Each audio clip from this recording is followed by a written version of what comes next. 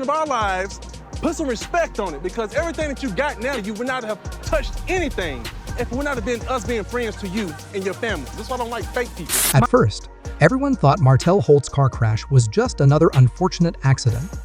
A scary moment, but just that a freak incident. But now, Martell is finally speaking out, and his version of events paints a very different picture. According to him, what happened on that quiet road wasn't just a random crash. It was something much darker, something intentional, a betrayal so deep that it nearly cost him his life. He says someone close to him, someone who knew his routine and had something to gain, might have had a hand in what went down. It wasn't just a wreck, it was a setup. And now, Martell is ready to tell the full story. Let's go back to the day everything changed. But then I stepped over, and I was the dominant parent too, though. You understand what I'm saying? So what was her complaint? Like, what was her complaint with you? Like, okay, because I know obviously it seemed like it was. Hey, listen, we need to get Melody right here now, okay? Whatever her complaints, so we got to ask her that shit. Serious. It was a typical afternoon, just like any other. Martell had wrapped up a meeting and was driving home. He took a back road he'd used hundreds of times before. The weather was clear, the roads were dry, and everything seemed fine. No signs of trouble. Then, out of nowhere, disaster struck. Witnesses nearby heard a loud crash shortly after 3:00 p.m. Some residents ran outside and saw Martell's SUV flipped over in a ditch. The vehicle was a complete wreck. The front was smashed in, windows shattered, and pieces of the car were scattered everywhere. One person who saw the crash said the SUV suddenly swerved off the road like something went terribly wrong. They said it looked like the car was forced off or something inside it failed without warning. Emergency crews arrived fast. Miraculously, Martell was still conscious. He was badly shaken, bruised, and bleeding, but alive. Cuts covered his arms and face from broken glass, and his leg was stuck for several minutes until firefighters freed him. Photos later showed the inside of the car. The airbags had gone off. Blood stained the seats. The windshield was cracked. From the looks of it, he shouldn't have made it out. He was lucky to be alive. At the time, the police report described it as a one-car accident, possibly due to a mechanical problem. Martell made a short post on social media, thanking fans for their prayers and saying he was grateful to have survived. Support poured in. Fans showed love, and few questioned what really happened. But Martell couldn't shake the feeling that something wasn't right. In the beginning, Martell tried to brush it off. He told friends and family that maybe his brakes failed, or there was a problem with the steering. His team released a statement blaming mechanical failure. But deep down, Martell had doubts. He started going over the events in his mind. The car had been in the shop not long before the crash. Everything had checked out. No warning lights, no odd noises, no signs of anything wrong. Still, he tried to move forward. He tried to tell himself it was just bad luck.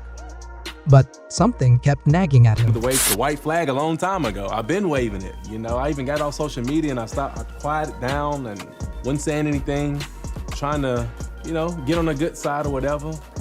But I guess the quieter that I am. Eventually, he returned to the crash site. He walked along the road where everything happened. He stood in the exact spot where his car had flipped. And that's when he noticed something strange.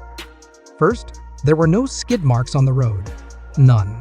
That meant the brakes didn't engage, or maybe they didn't work at all. Then he noticed the tire.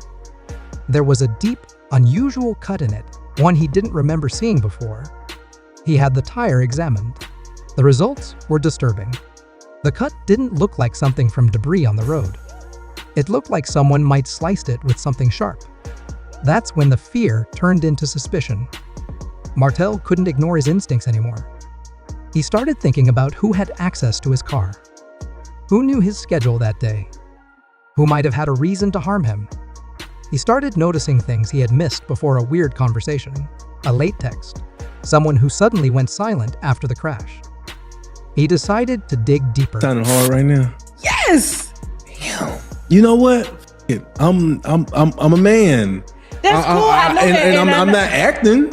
You know what I'm saying? Yeah. And I know you're talking about me being vulnerable, and I guess I'm not a vulnerable ass.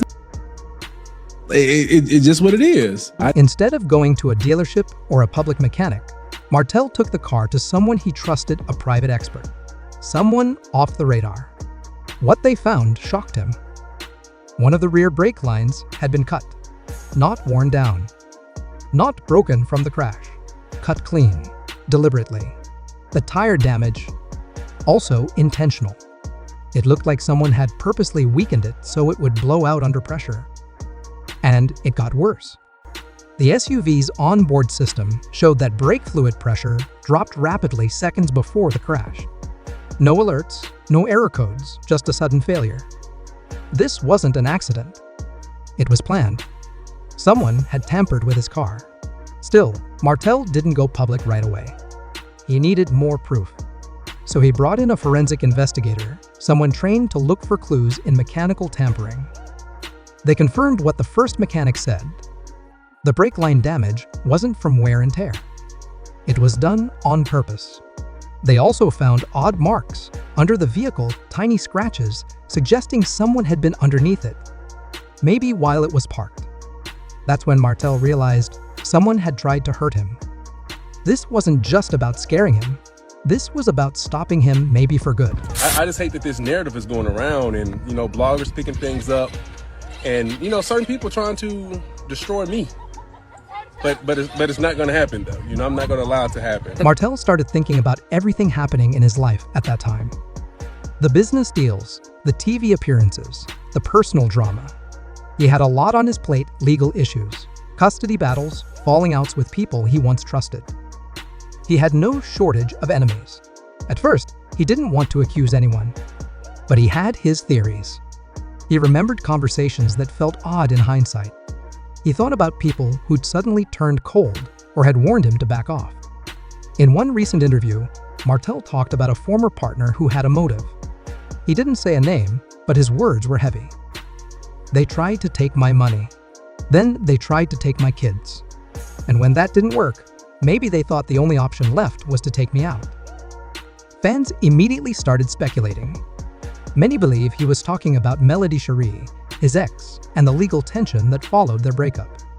But Martell also hinted at another person, a business associate who backed out of a deal just weeks before the crash and went silent.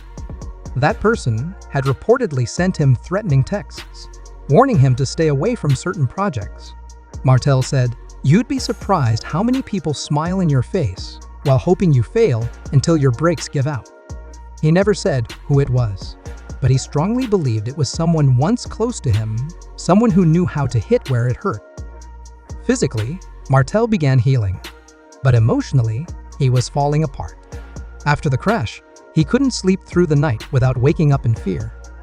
Every sound, every shadow made him jump. The trauma haunted him. He admitted that the accident made him suspicious of everyone. Even people he trusted suddenly felt unfamiliar. He started pulling away. His circle became smaller. Trust became a rare thing. He kept reliving the moment, the sounds, the fear, the confusion.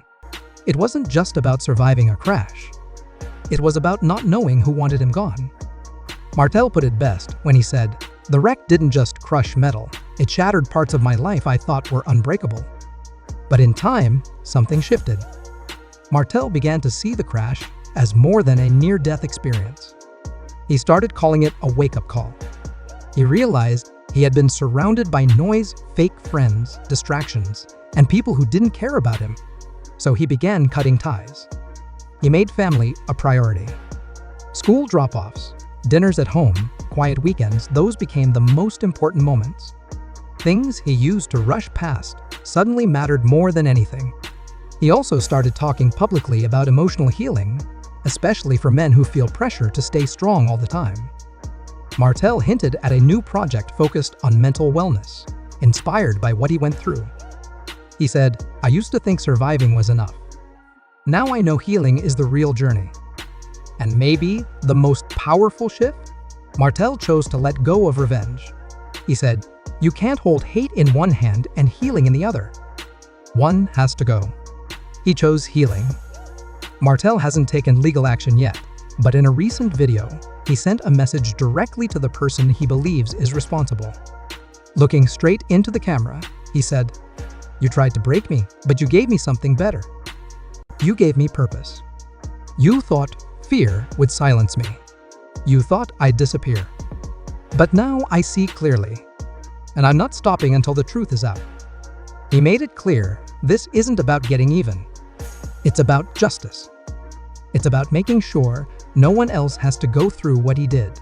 And while the world may never know exactly who was behind it, Martell's story is a powerful reminder that not every wreck is an accident, and sometimes survival is just the beginning. So now the big question remains: who really tried to take Martell down? And why? Let us know what you think. The truth is out there, and Martell isn't done searching for it.